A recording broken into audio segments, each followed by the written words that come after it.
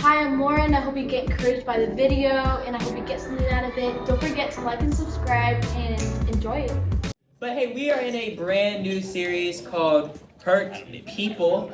And we're going to talk about hurt and the stuff that people go through.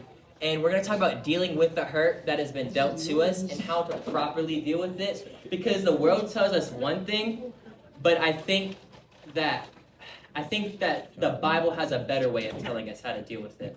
And so today we're going to talk about our hurt. And actually, literally my first point is so ironic. It is hurt people. Or hurt people hurt people. So that's the title of my message. I forgot to say that. That's the title of my message. The actual point is hurt people. But we're going to talk about that. We're going to talk about it. So in Ruth chapter 1, verses 20 through 21, says this. It says, "Don't call me Naomi," she responded. "Instead, call me Mara, for the Almighty has made life very bitter for me. I went up full, but the Lord has brought me home empty. Why call me Naomi when the Lord has caused me to suffer and the Almighty has sent such tragedy upon me?" So if you don't know who we're talking about Ruth today. Specifically, I want to focus on Naomi, and we'll focus on Ruth later on in the message. But for the first 2 points, I want to focus on Naomi and what she does to deal with the hurt that was dealt to her. If you don't know the story, Naomi was married to a dude named Elimelech. Try saying that 5 times fast. Can't do it. And she had 2 sons named Malin. I can't pronounce that. And then Kilion. So she had some weird kid names, and it was weird. But her husband, Elimelech, dies, and 10 years later, her 2 sons die. But before they died, they had married, but they didn't have any kids. So Elimelech's sons, Mahlon and Kilion, were married, and of Mahlon and Kilion, one of them were married to Ruth. I tried digging and I didn't find it. I probably could have found it if I dug a little harder, but it's all right. Just to know the basics, Mahlon, Kilion, both of them married, and one of them was married to Ruth. And so we see that they die, and Ruth goes to Bethlehem. And in this, Ruth is talking to them, and she says, "Hey, I'm too old to bear kids. And even if I were to bear kids, that would be a little weird. There's like a good 30-year age gap. We don't need to do that." And so she says, Naomi is talking to Ruth and Ruth's sister-in-law. I think that's how that works. Right? Yeah, I don't know how that stuff works. Her sister-in-law or something like that. And she's talking to him, and she's like, "You know what? You guys can go remarry. It's better if you just go and leave me. I'm fine on my own." But Ruth says, No. I'm gonna stay with you. Where I go, where you go, I go. You know that quote that everyone says at their wedding, where you go, I'll go. Wherever you that's where it's from. But Ruth is telling Naomi this, wherever you go, I'm gonna stay with you, regardless of whatever you go through, whatever is happening. Because she's there with Ruth. And I want you to remember that before we go. Keep that in the back of your mind for the end of the Bible study or end of this message. Because towards the end, I'm going to touch on what Ruth did. Because what Ruth did was probably the most powerful thing and the most healing thing that could have helped Naomi ever. But I want to talk about hurt people. And I'm gonna read you a phrase, and I'm gonna have to explain it to you to give it a little bit more sense. Because when I said it, I couldn't really figure out the right phrase for it, but I got it. So if we look at that passage I read, Ruth chapter 1, 20 through 21, I see that worldly people that get hurt don't gain anything, but people that are following God and get hurt gain a lot. See, if you're following the world and you only live for the world and you get hurt, the world can't give what God can give. So if you're trying to chase for the things after the world, but then the world hurts you, you cannot get refilled by something because the world doesn't have that thing to fill. And we keep looking for something to fill us, but we can't find that thing to fill us because the world cannot fill the hole, cannot fill the void that we have in our hearts. And so we see that if we follow God and yet we get hurt, because no matter what you go through, you're going to get hurt. Regardless of whatever is going to happen, you can be the most on-fire Christian ever. You're going to get hurt. There's going to be pain in your life. There's going to be sickness. All this is going to happen. But if you follow God, if you are standing with God, if you set your foundation on God, then when you do get hurt, God doesn't leave you when you're hurt, but He heals you and He helps you and He makes it 2 times better. See, I've heard this all the time. When God says no, oftentimes it isn't to hurt your yes, but it's to give you something better than what you were hoping for. See, when we're asking God for this relationship, we're asking God, hey, God, I want to have this. But God says, no, you don't need that. I have something even bigger for you. And so I feel like we let that no become a hurt. And so a lot of times we let the thing that God was trying to preserve, sometimes the thing that was sent to preserve us, that was sent to preserve our calling, we let it prevent us. See, God, that no is to preserve your sometimes God said no to that relationship because he's trying to preserve your purity, but now you are using that preserve as a prevent. And now you don't want to get in a relationship. You don't need this, but God has this for you. You know what I mean? You kind of get what I'm putting down a little bit? Let me explain it just a little bit more. God is trying to preserve something in your life that you allow that preservation to become a prevention. Okay, so when you're going to do something and you get hurt because he said no, because he took that away from you, because when he took it away, it was meant to preserve you. It was meant to help you. It wasn't meant to hurt you. It was meant to help you. We allowed the hurt to become a prevention. We see that when Naomi had to go to Bethlehem, instead of people were talking, oh, is that Naomi? Oh, hey, what's up, Naomi? She's like, don't call me that. Call me Moira, because that Moira, if you look at it, means bitter. She prevents the thing that God sent to preserve you, the thing that God sent to help you in your hurt. We prevent it from helping us. We prevent the preserve. And so we see that whenever Naomi was telling Ruth, hey, go away. You know what? I'm fine. I don't need you. Just go away. It's fine. But Naomi said, no. I'm going to be with you in your hurt because I know that if I'm with you, I can help heal you. So we talked about hurt people. The next kind of people I want to talk about is I want to talk about the hidden hurt. Because a lot of us, we have hurt. Some of us are hurt people with hidden hurt. See, all these points are going to go together too. You can put it all in a phrase too. So we have hurt people with hidden hurt. If we kind of look at it and we peel back the layers a little bit, a lot of us, our hurt is just what people can see is just a little bit of what's actually hidden inside of us. A lot of us have this hidden hurt that we keep hidden because we think that if I show my hurt, if someone knows that I'm hurting, if someone knows that I feel like this, then I'm going to be vulnerable and they're not going to see me as strong as what I look like. But let me tell you that the more hurt you hide, the bigger and worse it gets. That's why when people are depressed and you see all these people that commit suicide, now I'm not making this as just one big variety. I'm not putting everything in one pot. There are different circumstances, but 9 times out of 10, the people that are depressed and that do end up committing suicide is because they keep their hurt hidden. If you leave your hurt hidden and you don't talk about it to anyone and you let it stay hidden, you know what that does? The enemy says, ooh, that's a front row seat for me to go in and break something. He can just sit right here and just come up to you and just like, yeah, you have that addiction. Yeah, you suck. You really suck. But if you give it to God and you say, you know what? I don't need to hide this because if I hide this, the enemy has no room in my life.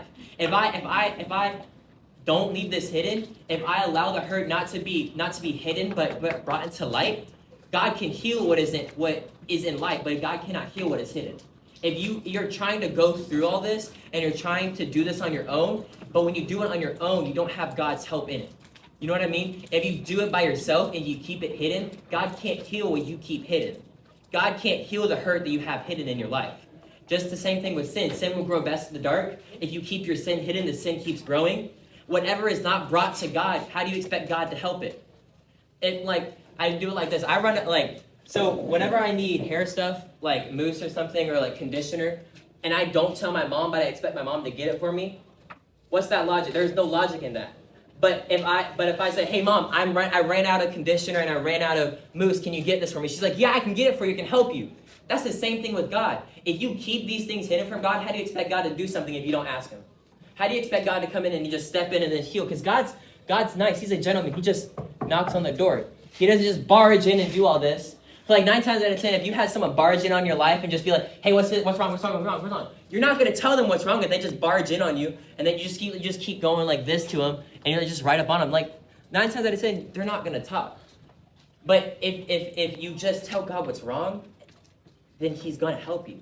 And that's what we see with hidden hurt. If we keep our hurt hidden and we try to just play it off as you're just this cool person and I don't have any of this, and you just laugh about it nah. And you don't deal with the hurt, if you don't deal with the trauma, some of you have gone through trauma that you're repressing and keeping hidden. That's why in James, Okay. James 5:16. We're studying James in Bible class. If you take 9th grade Bible with Mr. Wilson, I don't know if y'all had taken it. Yeah, I think it's, I don't know. But we're studying the book of James. I love Mr. Wilson's Bible class because we get to study all the New Testament this year, and it was so cool. But in James chapter 5, verse 16, it says this, and this is how you deal with your hurt. You ready? This is how you deal with the hurt. This is how you deal with the hidden hurt. This is how you deal with the pain you're going through. You ready? Confess to each other and pray for each other so that you may be healed. The earnest prayer of a righteous person has great power to produce wonderful results. The next kind of thing I want to talk about is I want to talk about healed hurt. Healed hurt. Because if we go and we don't allow this hurt to be hidden, we can heal it. See, in James it says to go and confess to each other. It says confess your sins so that confess your sins to one another and pray for each other. That's the biggest thing that James is saying in here, is talk to each other, talk to someone you trust, talk to a leader, talk to someone, talk to Miss Cardenas. You can talk, there is people you can talk to. There is people that are here to help you. There's people that want to help you deal with the stuff you're going through that you just need to talk to. That, like, some of us are going through stuff that we just keep repressed. And if we just let it out, if we just talk to someone, if we just go to someone and say, you know what, I'm dealing with this. You know what, I've had this addiction. You know what, I've done all this, and I don't know what to do next. That's exactly what you do to start. The first thing you can do to admit to get rid of this is to first really admit you don't know where to start. Because a lot of times we don't know where to start, but as long as we go to talk to someone like Mr. Wilson is a great person to talk to for the guys. Miss Cardenas is a great person, like on staff, like you can see every day. Miss Cardenas is a great person. Mr. Wilson is a great person. Guys, I recommend going to guys. As normal, girls go to girls because it's a thing. It's a thing. It works. But if the healed hurt, how do we heal our hurt? But we heal our hurt by talking to someone. We don't wait to go to God to fix our hurt. You don't wait to fix your hurt, then go to God. No. You go to God and then have him fix your hurt. You go to God, because faith doesn't work without belief. If you don't believe in God, like faith does not work like that. It works as you go to God unclean and you have the faith for him to clean you. You go to God with your hurt and you have faith that through your hurt, he's going to heal your hurt. We go to God to help our hurt. We don't go to God, or we don't try to fix our hurt, then go to God. We don't try to fix our hurt, then go tell someone. We don't try to do this on our own, then go to someone. Because let me tell you, if you do it on your own, cool, you're going to fall on your face. Like, I'm just being honest with you. If you go and try and do life alone, you're going to fall on your face. If you try to deal with the things you go through, you're going to fall on your face. Regardless of, you can try and you can be the biggest person you want to be. You can try and be the strongest person on the outside, but on the inside, you know you're hurting. You know you have hit a hurt, and you know you've been hurting for a long time. And yet you're still doing the same things. You're still going through the motions. You're still going through the same things, and you're getting numb to the hurt. My youth director, Curry, I don't even know, I think it was last week, he made such a great illustration. You know when y'all fall asleep on your arm and your hand is numb, right? And he's just like, oh dang, it's numb, because it's been cut off the circulation. Some of you have just been sleeping on your hurt and allowing the hurt to become numb. Some of you have just been sleeping on your arm the entire time and letting that become numb and just make it something normal when it's not normal. Pain is not pain that you go through something. It's normal, but pain that lasts forever is not normal. If you've been struggling with something for a long time, that's not normal. But what is normal is going to God and asking God to help you with that. See, when you sleep on it, it becomes numb, and that's what we see that Naomi does to Ruth.